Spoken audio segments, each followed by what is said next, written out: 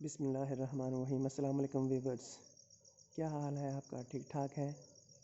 ये रात का मंज़र है, पर चाँद कितना खूबसूरत नज़र आ रहा है। फुल मून जिसे कहते हैं।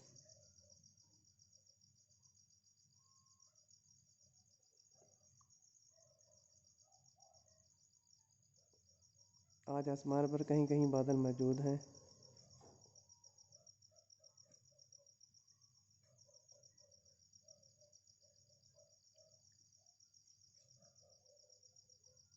चाँद इस टाइम बादलों के पीछे आ चुका है।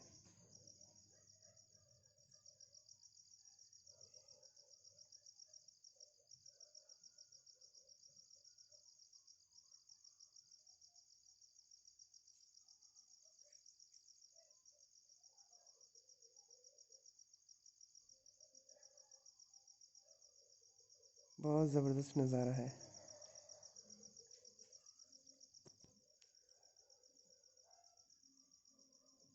और ऐसा ऐसा सामने आ रहा है चाँद।